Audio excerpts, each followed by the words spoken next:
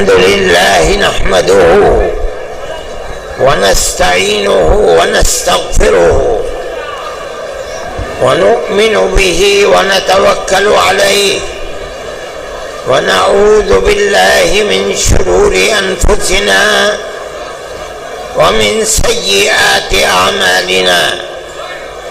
من يهده الله فلا مضل له ومن يضلله فلا هادي له. ونشهد أن لا إله إلا الله وحده لا شريك له. ونشهد أن سيدنا ومولانا محمدا عبده ورسوله. أما بعد، علماء کرام، ارباب سیاست اور قرب و جوار سے آندھرا پردیش سے آئے ہوئے لاکھوں فرزندان توحید، میں آپ حضرات کا بڑا ممنون و مشکور ہوں کہ آپ جمعیت علماء ہند کی آواز پر اپنے کاروبار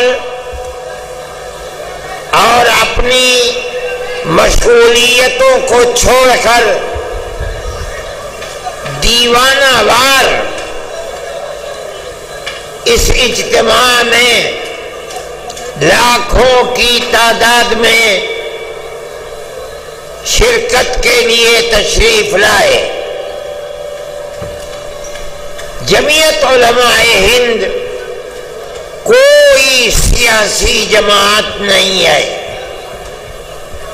اقتدار کی کرسی پر کون بیٹھتا ہے، کون جاتا ہے، کون الیکشن لڑتا ہے، کون الیکشن میں کامیاب ہوتا ہے، کون ناکام ہوتا ہے، جمعیت علماء ہند کو ملک کی آزادی کے بعد سے اس سے کوئی دلچسپی نہیں ہے. لیکن ہم ایک جماعت اور مذہبی جماعت ہیں. ہمیں ملک سے محبت ہے، ملک ہمارا ہے. ہمارے آباء و اجداد ہزاروں سال سے اس ملک میں رہتے چلے آئے ہیں. ہم ملک میں امن و امان، بھائی چارگی، محبت، ایک دوسرے کے ساتھ پیار و محبت کے ساتھ رہنے کو ترجیح دیتے ہیں. اور ہم یہ سمجھتے ہیں کہ جب تک ملک میں پیار و محبت رہے گا ملک چلے گا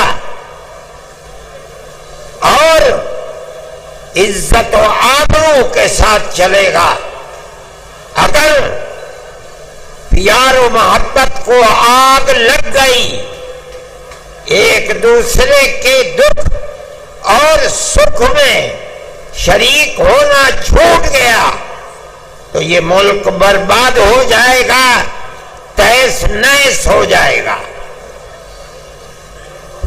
ہم نے اسی لیے آپ کو دعوت دی تھی. اگرچہ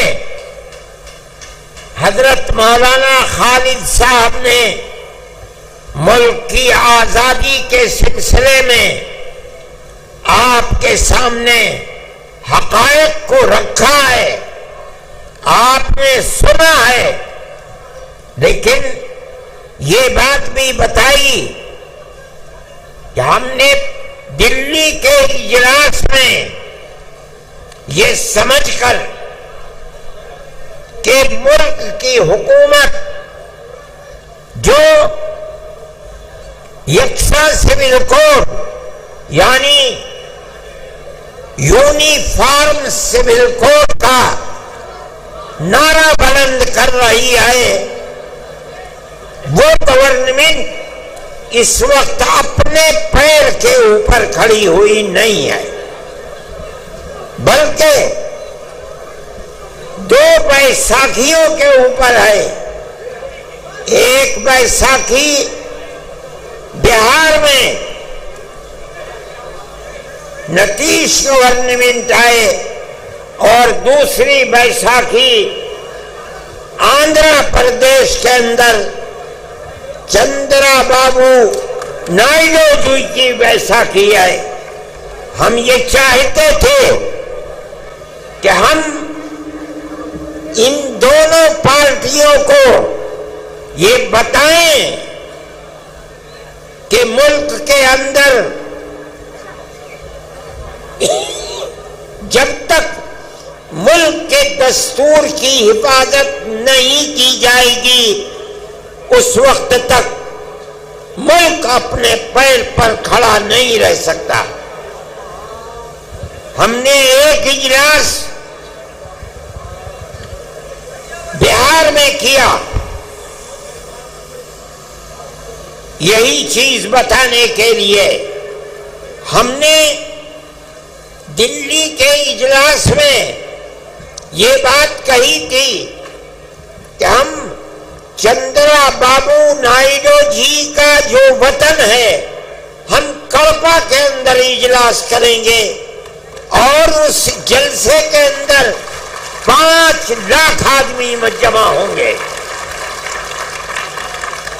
اگرچہ جمعیت علماء ہند نے آج سے پہلے کبھی ملک کی آزادی کے بعد، ملک کی آزادی سے پہلے کڑپا میں کبھی کوئی ایسا اجتماع اور جلسہ نہیں کیا تھا، لیکن ہم یہ سمجھتے ہیں، ہمارا عقیدہ ہے، ہم اس بات کو جانتے ہیں کہ ملک کا مسلمان اپنے ملک کا وفادار ہے، وہ ملک کے اندر امن و امان کو قائم رکھنا چاہتا ہے۔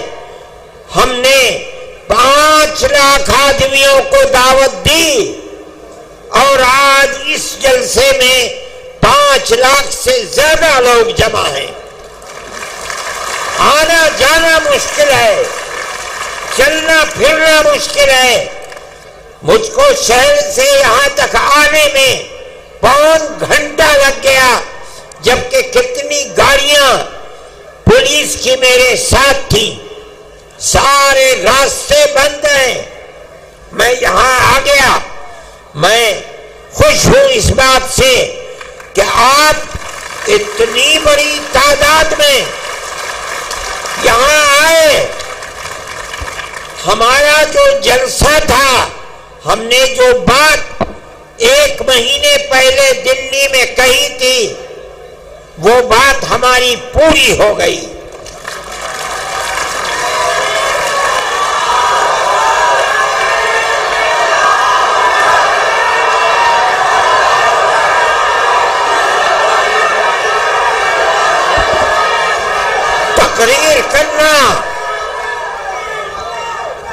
تقریر کرنا ہمارا مقصد نہیں تھا، ہمیں تو گورنمنٹ کو یہ دکھلانا تھا، چندرا جی کی گورنمنٹ کو، کہ آپ جس صوبے اور اسٹیٹ کے چیف منسٹر ہیں وہاں کا مسلمان چاہتا کیا ہے۔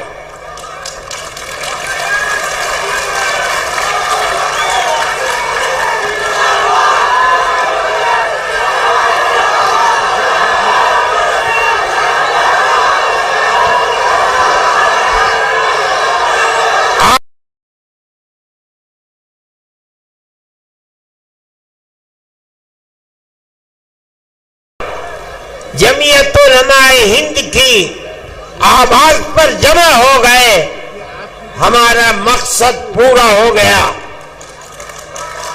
ہم یہ سمجھتے ہیں کیا؟ ہم یہ سمجھتے ہیں کہ آپ کے یہاں جمع ہونے کی آواز صرف اس پردیش ہی میں نہیں، پورے ہندوستان میں نہیں، پوری دنیا کے اندر پہنچ رہی ہے۔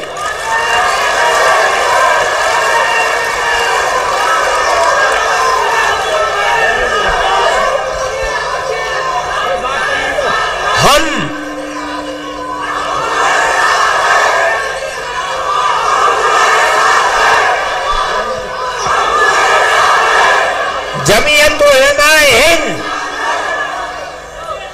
جمعیت علماء ہند یقینی سمجھتی ہے کہ اللہ اگر چاہے گا تو یہ بل ریجیکٹ ہوگا، پاس نہیں ہوگا انشاءاللہ۔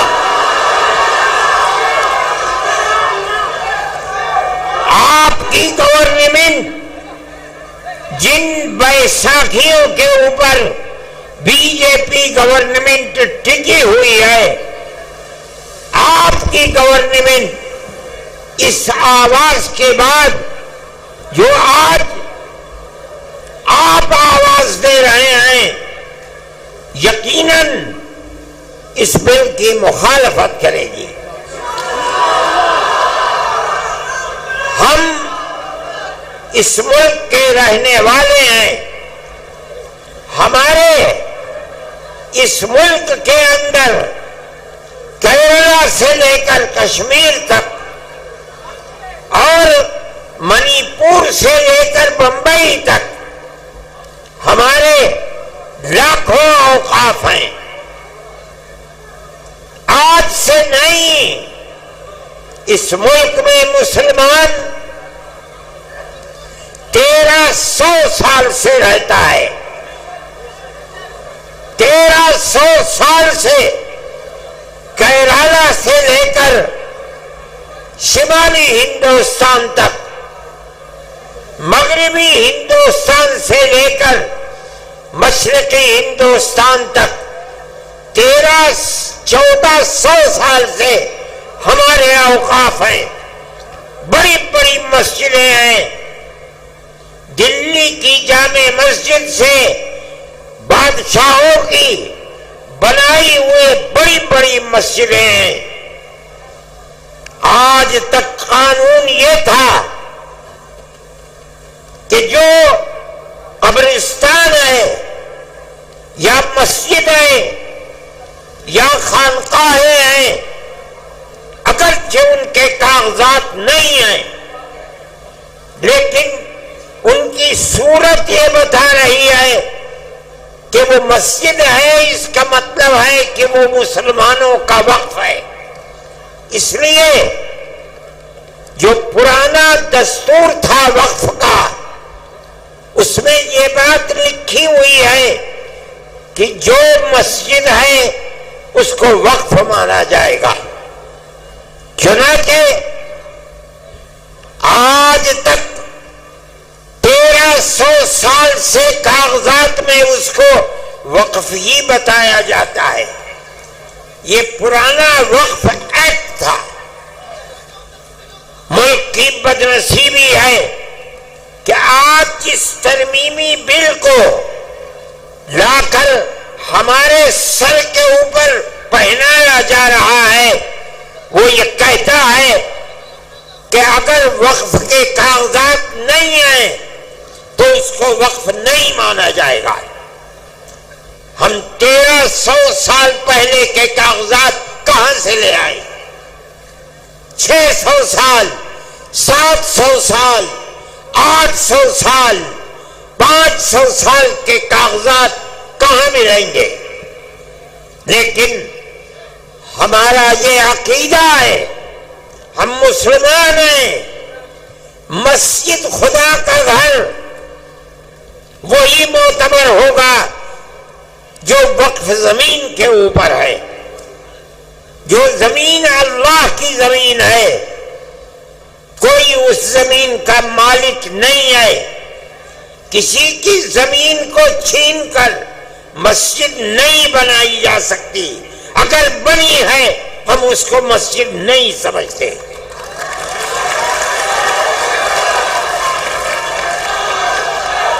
مسجد خدا کا گھر وہی ہے جو خدا کی زمین کے اوپر ہے.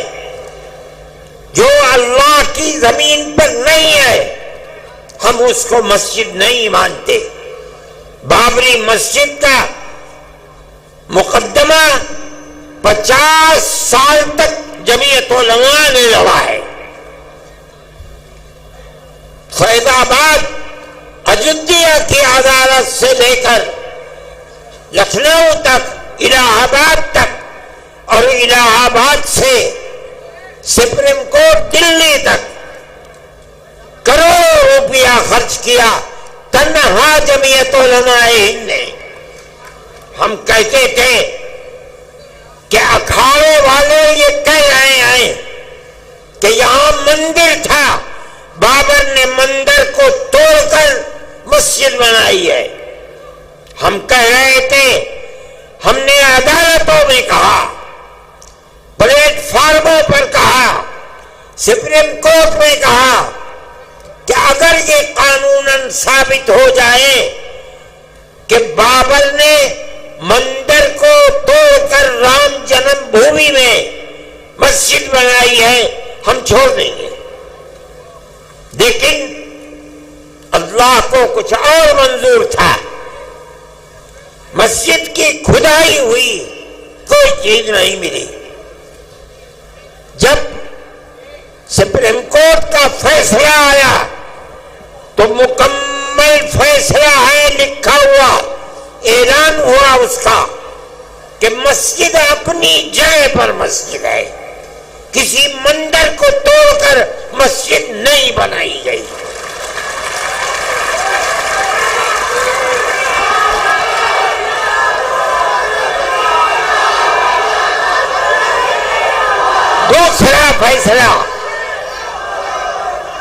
دوسرا فیصلہ یہ ہے سپریم کورٹ کا کہ جن لوگوں نے مسجد کو شہید کیا، مسجد کے اندر گھس کر بت رکھا ہے، وہ مجرم ہے.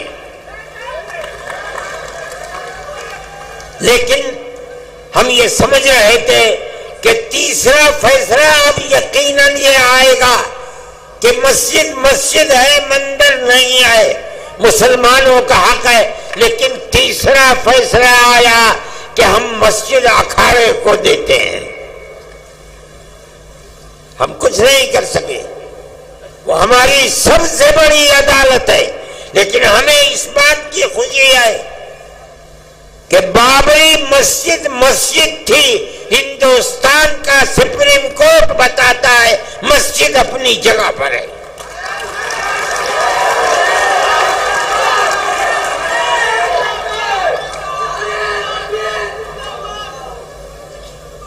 آج اس کو مندر بنا دیا، لیکن پوری بی جے پی اس کو اپنے الیکشن کا معیار نہیں بنا سکی. بے آباد ہے. اجودھیا کو یہ سمجھا جا رہا تھا کہ وہ ملک کی مذہبی دارالسلطنت بن جائے گا، لیکن کوئی نہیں، نہ آنے والا نہ جانے والا. میرے بھائی، جمعیت علماء ہند ملک کے اندر امن و امان کو قائم رکھنا چاہتی ہے. ہم سڑکوں پر نہیں اترے، ہم نے کوئی احتجاج نہیں کیا. سپریم کورٹ ہمارا ہے، ہمارے ملک کی سب سے بڑی عدالت ہے. ہم یہ سمجھتے ہیں کہ اس کا یہ فیصلہ اگرچہ بابری مسجد اکھاڑے کو دے دی گئی، لیکن اس کا یہ فیصلہ کہ مسجد اپنی جگہ پر ہے، مندر توڑ کر نہیں بنائی گئی۔ ساری دنیا جو چاہے کہے، ہم کہتے ہیں کہ ہم جیت گئے، ہم ہارے نہیں ہیں۔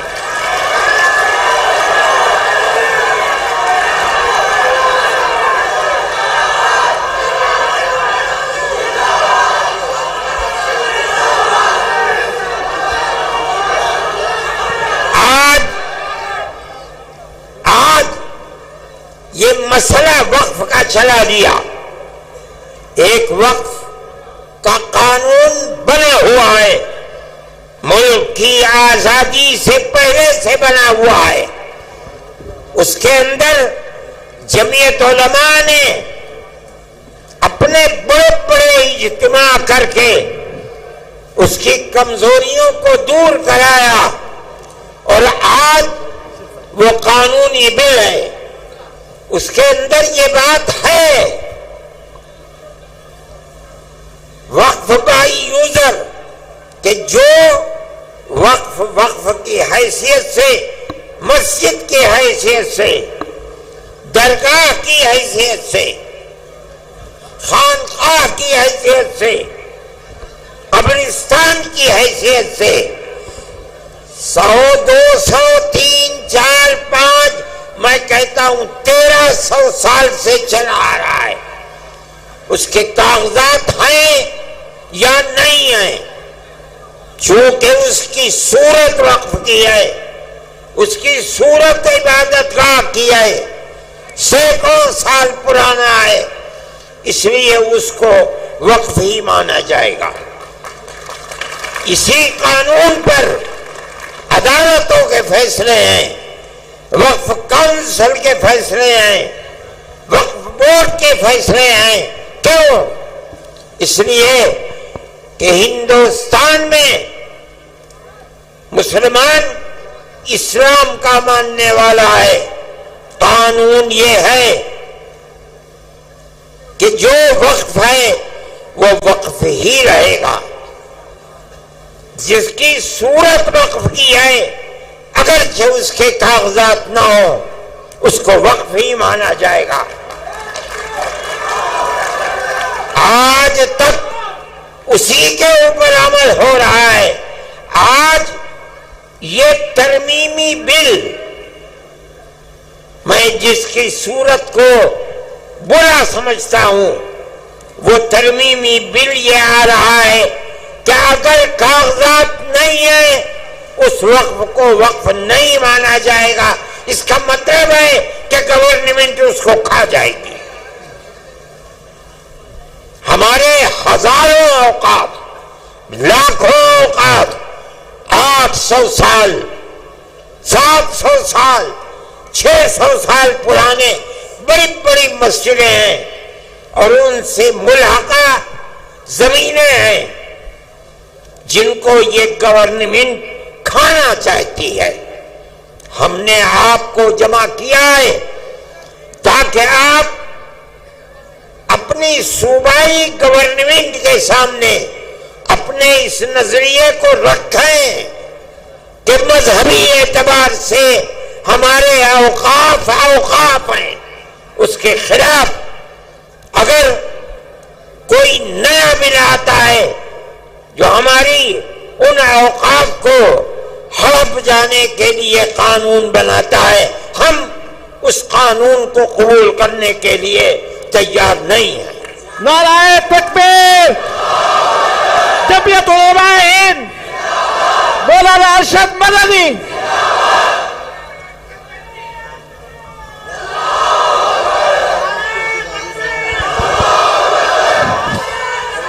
اب میں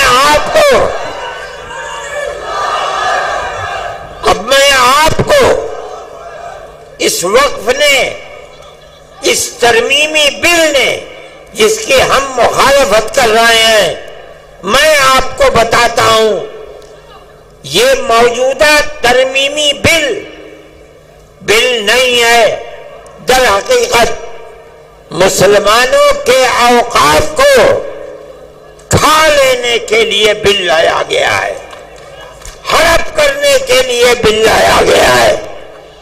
مسلمانوں کی جائیدادوں کو چھیننے کے لیے بل لایا گیا ہے۔ دیکھیے آج تک ہندوستان میں جہاں بھی وقف بورڈ ہے، اس وقف بورڈ کے جتنے ممبر ہوتے ہیں وہ ممبر گورنمنٹ کے بنائے ہوئے نہیں ہوتے، بلکہ ان ممبروں کا الیکشن ہوتا ہے، لیکن وہ سارے ممبر مسلمان ہوتے ہیں۔ کیوں؟ وقف مسلمانوں کا ہے۔ مسلمانوں کے اوقاف پر وقف بورڈ کے اندر کام ہوتا ہے، اس لیے 11 ممبر ہوتے ہیں عام طریقے پر۔ شرط ہے وہ 11 کے 11 الیکشن سے آتے ہیں اور سب کے سب مسلمان ہوتے ہیں۔ اب آپ دیکھیے اس بل کی نمبر 11 کا اے، پیج نمبر صفحہ نمبر 6، وہ یہ کہتے ہیں کہ بورڈ کے 11 ممبر جو گورنمنٹ جن کا انتخاب کرتی ہے، انتخاب نہیں ہوگا بلکہ گورنمنٹ ان 11 کو خود منتخب کر کے بغیر الیکشن کے لا کر رکھے گی۔ ہم کیا جانتے ہیں کہ کن کو رکھتے ہو؟ پھر وہ کہتے ہیں کہ ان 11 میں سے صرف 4 ممبر مسلمان ہوں گے اور 7 ممبر غیر مسلم ہوں گے۔ وقف ہمارا ہے، ہمارے باپ دادا کا ہے، ہماری زمینیں ہیں۔ وہ جو 7 ممبر زیادہ ہیں اور وہ مسلمان نہیں ہیں، وہ کیا جانے کہ وقف کی حفاظت کس طرح ہوگی۔ اس کا مطلب ہے کہ گورنمنٹ صوبائی گورنمنٹ ہے، اس کو کھانا چاہتی ہیں۔ ہمارے وقف ہیں، ہمارے باپ دادا کے وقف ہیں، جن کی تعداد 11 ہے، اس 11 میں سے صرف 4 مسلمان ہوں گے، باقی سب کرسچن،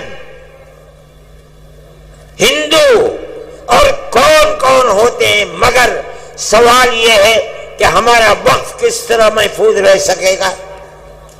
ہم نے چیئرمین کے سامنے یہ بات کہی، پورا بورڈ تھا 32-33 پارلیمنٹ کے ممبروں کا، ہم نے ان کے سامنے کہا کہ آج تک شرط ہے کہ سارے ممبر مسلمان ہوں گے، اس لیے کہ وقف مسلمانوں کا ہے، غیر مسلم کیسے آئیں گے؟ وہ کہتے ہیں نہیں، اس نئے وقف کو کہا جاتا ہے گورنمنٹ کی طرف سے کہ ہم اوقاف کی حفاظت کے لیے یہ ترمیمی بل لائے ہیں۔ ہم کہتے ہیں کہ تم اوقاف کی جڑ کھودنے کے لیے لا رہے ہو۔ ہم اسی لیے کہتے ہیں کہ مسلمان اس ترمیمی بل کی تائید نہیں کر سکتا۔ اسی لیے ہم نے چیئرمین کے سامنے کہا، پارلیمنٹ کے ممبروں کے سامنے کہا، ہم آپ کے سامنے کہہ رہے ہیں کہ آپ ان کی کمزوریوں کو سمجھیے۔ یہ کہہ رہے ہیں کہ ہم مسلمانوں کے اوقاف کی حفاظت کے لیے ترمیمی بل لائے ہیں۔ ہم کہتے ہیں جھوٹ بول رہے ہو، تم اوقاف کو مسلمانوں کی آگ لگانے کے لیے یہ بل لائے ہو۔ دوسری بات،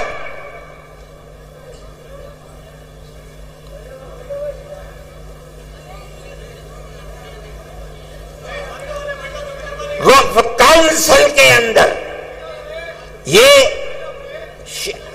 دفعہ نمبر 9 بل کی صفحہ نمبر 5، سینٹرل وقف کونسل،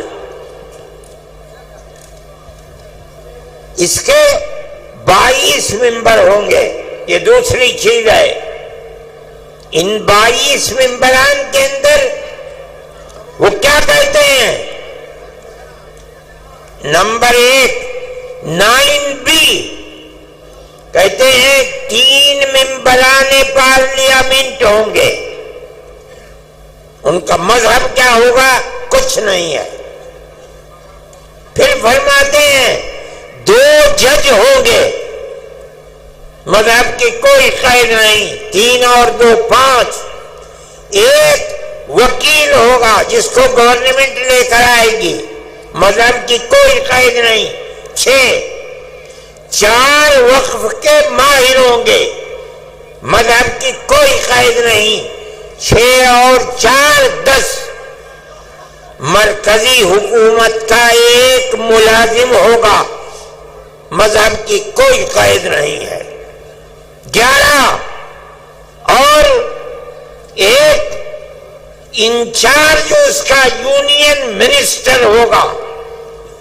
12 کوئی قید نہیں. اور پھر لکھتے ہیں 9C کے اندر 10 مسلمان ہوں گے. آپ کیا سمجھے؟ مسلمانوں کا وقف بل ہے جس کو لا رہے ہیں، لیکن اس کے اندر 10 مسلمان اور 12 غیر مسلم ہیں. مسلمانوں کی تعداد کم کیوں ہے؟ اگر ووٹنگ ہوگی اکثریت کدھر جائے گی؟ وقف ہمارا ہے، ہمارے باپ دادا کا ہے. جس طرح ملک کی آزادی کے بعد سے آج تک وقف کونسل کے اندر، وقف بورڈ کے اندر سب کے سب ایک یونین منسٹر کے علاوہ سارے مسلمان ہوتے تھے. گورنمنٹ کی طرف سے ان کو داخل نہیں کیا جاتا تھا، ان کا الیکشن ہوتا تھا. آپ کو وہ قانون کیوں خلاف لگتا ہے؟ ہمارے باپ دادا کا وقف ہے. مسلمان اس کے انچارج ہوں گے، مسلمان ان کے اپنے اوقاف کے رکھوالے بنیں گے. ہم اسی لیے اس کی مخالفت کرتے ہیں. اور آگے چلیے، فرماتے ہیں وقف کے بارے میں میں مختصر کر کے بتاتا ہوں. وقف کے ہونے یا نہ ہونے کا فیصلہ وقف بورڈ کیا کرتا ہے. یہ پرانے وقف بورڈ کے دستور کی 40ویں دفعہ ہے کہ کوئی زمین ہے، عمارت ہے، اس کو لایا گیا کہ یہ وقف کی عمارت ہے. اس کا فیصلہ کون کرے گا؟ وقف بورڈ کرے گا. یہ جو موجودہ ترمیم ہے اس کا دفعہ نمبر 20 صفحہ نمبر 9 یہ کہتا ہے کہ ہم دفعہ 40 کو ختم کرتے ہیں. کیا مطلب؟ بورڈ کو یہ اختیار نہیں ہے کہ وہ کسی چیز کے وقف ہونے کا فیصلہ کرے. یہ فیصلہ ہمارا ہوگا، گورنمنٹ فیصلہ کرے گی یا کلکٹر فیصلہ کرے گا، وقف بورڈ فیصلہ نہیں کرے گا. وقف بورڈ کے ناک، کان، ہاتھ، پیر کاٹ دیے گئے. آگے کہتے ہیں 3 دفعات ہیں. دفعہ 107 آج کے وقف کے اندر یہ دفعہ ہے 107. کیا ہے؟ اگر کسی آپ کے شہر کی عمارت میں کوئی آدمی 50 سال سے قبضہ کیے ہوئے ہے، اتنے لمبے قبضے کے بعد مالک اگر چھڑانا چاہتا ہے تو چھوڑا نہیں سکتا. اس کو رہتے رہتے اتنا حق ہو گیا کہ اب اس جائیداد کو جو چھوڑا نہیں سکتا، یہ قانون ہے 1963 کا، لیکن جو پرانا وقف بورڈ تھا اس کے اندر یہ بات تھی کہ اگر یہ جائیداد وقف جائیداد ہے تو وقف بورڈ اس کو چھوڑا سکتا ہے۔ میری اور آپ کی اگر اپنی جائیداد ہے اور آدمی 50 سال سے 60 سال سے اس میں رہ رہا ہے، ہم اس کو نہیں چھوڑا سکتے، لیکن اگر وہ جائیداد وقف جائیداد ہے اور اس جائیداد پر کسی نے قبضہ 50 سال سے 60 سال سے کر رکھا ہے، وقف بورڈ کو یہ اختیار حاصل ہے، کورٹ میں جائے اس کو چھوڑنا پڑے گا۔ کیوں؟ یہ وقف جائیداد ہے۔ آج یہ قانون کہتا ہے کہ ہم اس نئے قانون کے اندر دفعہ 107 کو ختم کرتے ہیں، اور کہا جا رہا ہے کہ ہم یہ لا رہے ہیں اوقاف کی حفاظت کے لیے۔ ایسا جھوٹ بولا جا رہا ہے، یعنی اگر وقف مقبرے کے اوپر، مان لیجئے مسجد کے اوپر، پنجاب میں مسجدوں کے اندر لوگ رہتے ہیں، مسلمان چلے گئے، اس قانون کے اعتبار سے اگر وقف بورڈ جائے اور جا کر یہ کہے کہ اس مسجد کو خالی کرو، پرانا وقف قانون کہتا ہے خالی کرنا پڑے گا، لیکن یہ کہتا ہے کوئی ضرورت نہیں ہے، اس نے ہمارے وقف کو کھا لیا۔ اور آگے چلیے، دفعہ 108 میں کوئی پاکستان چلا گیا، اس کی جائیداد فوراً کسٹوڈین نے اپنے قبضے میں کر لی۔ آپ لوگ بھی جانتے ہوں گے، جو لوگ گئے ہیں ان کی جائیدادیں کسٹوڈین میں چلی گئی، لیکن اگر وہ وقف کر کے گیا ہے تو وہ وقف کسٹوڈین میں نہیں جائے گا۔ قانون آج تک یہی ہے۔ اب آپ سنیے، یہ ترمیمی بل کہتا ہے کہ ہم دفعہ 108 کی پرانی وقف بورڈ کو ختم کر دیں گے۔ کیا مطلب ہے؟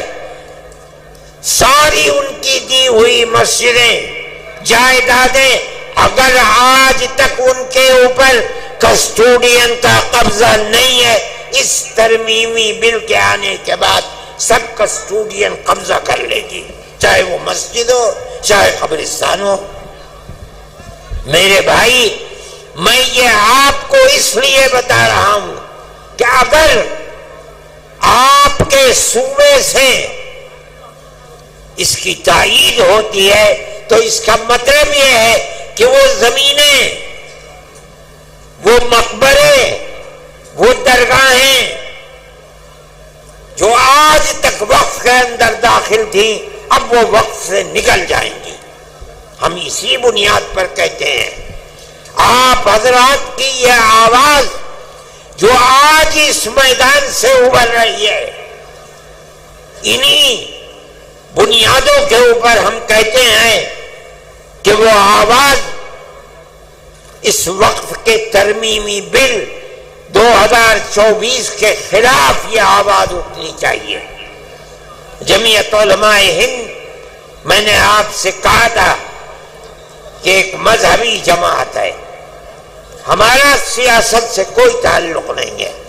ہم آپ کی گورنمنٹ سے، صوبائی گورنمنٹ سے یہ کہتے ہیں کہ مسلمان، پورے ملک کا مسلمان یہ سمجھتا ہے کہ یہ وقف ترمیمی بل مسلمانوں کے اوقاف کو برباد کرنے کے لیے، ہڑپ کرنے کے لیے، جو چند مثالیں میں نے آپ کو بتائی ہیں، یہ تو 3 صفحے ہیں ہمارے، آپ اس کے خلاف اپنی رائے کو متحد کریں۔ میں یہ سمجھتا ہوں کہ آپ کے اس جم غفیر کے جمع ہو جانے کے نتیجے میں یقیناً یہ آواز ارباب اقتدار کے کانوں تک پہنچے گی انشاءاللہ، اور یہ بات ہوگی کہ بی جے پی گورنمنٹ کے اس مسلمانوں کی جائیداد کو آگ لگانے اور کھانے والے بل کی مخالفت کی جائے گی۔ جمعیت علماء ہند آج کے وہ حالات جو اس دنیا کے اندر ہیں یا ملک کے اندر ہیں ان کو بڑے گہرے طریقے پر دیکھتی ہے۔ ملک کے اندر جو بات چیت چل رہی ہے فرقہ پرستی کی، چاہے وہ مکانوں کے اوپر بلڈوزر چلنے کی بات ہو یا آسام کے اندر مسلمانوں کو ملک کے اندر رہنے کے حق سے محروم کرنے کی ہو یا مسلمانوں کے مدرسوں کو بے بالو پر کرنے کی ہو، جمعیت علماء ہند ان تمام چیزوں کی مخالفت کرتی ہے۔ اسی طرح ہم فلسطین کے مسئلے کو، اگرچہ ہمارے ملک کے پرائم منسٹر نے پہلے دن یہ بات کہی تھی کہ فلسطین کے لوگ دہشت گرد ہیں، میں نے اس وقت یہ بات اخبارات میں دی تھی اور میڈیا کے اندر دی تھی کہ مجھے افسوس ہے کہ ارباب اقتدار یہ نہیں جانتے کہ مسئلہ کیا ہے۔ مسئلہ تو صرف اتنا ہے کہ اسرائیل کو یورپ اور امریکہ نے خلافت اسلامیہ ترکیہ کو توڑ کر اسرائیل کو جنم دیا، بیت المقدس اس میں نہیں تھا۔ اس کے بعد امریکہ یورپ نے مل کر اسرائیل میں اپنی فوجیں بھیج کر فلسطین کے اوپر قبضہ کیا، بیت المقدس پر قبضہ کیا، ہزاروں آدمی مارے گئے، بیت المقدس پر قبضہ کیا، فلسطین کو اپنا غلام بنا لیا۔ اس کے بعد پھر شام کے اوپر حملہ کیا اور گولان کی پہاڑیوں پر قبضہ کر کے یہودیوں کی بستیاں بسا دی۔ اگر یہ کہتے ہو کہ فلسطینی دہشت گرد ہیں، آزادی کی لڑائی نہیں ہے، تو ماننا پڑے گا کہ جواہر لال نہرو جنہوں نے یہاں آزادی کی لڑائی لڑی ہے وہ بھی دہشت گرد تھے۔ نعرہ تکبیر! یہ ماننا پڑے گا گاندھی جی دہشت گرد تھے، ابوالکلام آزاد دہشت گرد تھے۔ اس کا مطلب ہے کہ تم کچھ نہیں جانتے۔ ان کا موقف بدلا، اب وہ یہ کہتے ہیں کہ ہم فلسطینیوں کے ساتھ ہیں۔ ہم یہ سمجھتے ہیں کہ جو کچھ اسرائیل کر رہا ہے وہ تنہا اسرائیل نہیں ہے، پورے امریکہ کی طاقت، امریکہ کے اسلحے، امریکہ کے بمبار طیارے، سب کچھ اسرائیل کے ساتھ ہیں، اور مسلمان بچوں کو، عورتوں کو، بوڑھوں کو، جوانوں کو مارا جا رہا ہے اور ان کو بھوک کی تپش کے اندر ان کی جان نکالی جا رہی ہے۔ ہم اس کے مخالف ہیں۔ ہم یہ سمجھتے ہیں کہ جو دنیا کے اندر ہو رہا ہے دنیا مخالفت کر رہی ہے، وہ اسرائیل کو ظالم سمجھتی ہے، لیکن اس کے باوجود بھی اسرائیل کا معاملہ تھمنے کو نہیں آ رہا ہے۔ ہم مخالف ہیں، دنیا میں سب کو جینے کا حق ہے، اسی طریقے سے فلسطینیوں کو بھی جینے کا حق ہے۔ دوسری بات، ہم یہ بات کہتے ہیں کہ ملک کا دستور جمعیت علماء کے لوگوں کا بنایا ہوا دستور ہے۔ مولانا ابوالکلام آزاد، مفتی کفایت اللہ، مولانا حسین احمد مدنی، مولانا حسرت موہانی یہ وہ لوگ ہیں جو ہندوستان کے دستور کو بنانے کے اندر شریک ہیں. اس لیے کہ جیسے جیسے ملک کی آزادی قریب آتی تھی جمعیت علماء بار بار کہتی چلتی تھی ہم سے وعدہ کرو کہ ملک جب آزاد ہوگا تو ملک کا دستور سیکولر دستور ہوگا. گاندھی جی، موتی لال نہرو، جواہر لال نہرو، گووند بلبھ پنت، لوگ وعدہ کرتے چلتے تھے پوری کانگریس کہ ملک کا دستور سیکولر دستور ہوگا. وہ دستور کی دفعات جن کے اندر مذہب کو زندہ رکھنے اور زندگی کے ساتھ ضمانت دی گئی ہے، مولانا ابوالکلام آزاد، حسرت موہانی، مفتی کفایت اللہ کی بنائی ہوئی دفعات ہیں. آج ان دفعات کو یہ کہا جا رہا ہے کہ یہ دفعات بڑھائی ہوئی دفعات ہیں. کسی کو کچھ پتہ نہیں ہے. آج جو لوگ اقتدار پر ہیں انہیں پتہ نہیں کہ ملک کی آزادی میں قربانی کنہوں نے دی ہے، ملک کا دستور کیا کہہ رہا ہے، انہیں کسی چیز کا پتہ نہیں. مجھے حیرت ہوئی جس دن پٹنے میں ہمارا جلسہ تھا، مجھے لوگوں نے پرائم منسٹر کا ویڈیو سنایا جس میں پرائم منسٹر یہ کہہ رہے تھے کہ ہندوستان کے دستور کے اندر کہیں وقف کا ذکر نہیں ہے. میں نے اپنے سر کو پیٹا. ملک کا وزیر اعظم یہ کہتا ہے، اس کا مطلب یہ ہے میں نے کہا کل کو تم کہنے لگو گے کہ ملک کے دستور کے اندر حج کا کوئی ذکر نہیں ہے، پرسوں وہ کہو گے کہ ملک کے دستور میں نماز کا کوئی ذکر نہیں ہے، اگلے دن کہو گے کہ ملک کے دستور میں روزے کا کوئی ذکر نہیں، مسجد کا کوئی ذکر نہیں. ارے اللہ کے بندے، اسلام اور مذہب کی ضمانت ملک کے دستور میں دی گئی ہے. یہ ہمارا مذہب ہے.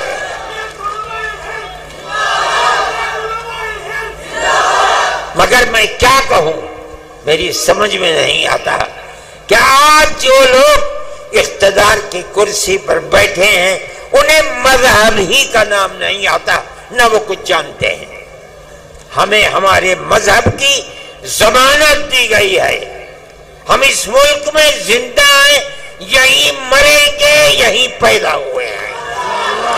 اور مولانا ارشد مدنی، ہندوستان، نعرہ تکبیر، آئین ہند. اپنے مذہب کے ساتھ زندہ رہیں گے. ہمارا ایمان ہے، ہمارا مذہب مرنے والا مذہب نہیں ہے. جنہوں نے ہمارے مذہب کو مارنے کے لیے اپنے تیر و تفنگ چلائے ہیں وہ خود مٹ گئے، مذہب اسلام سے.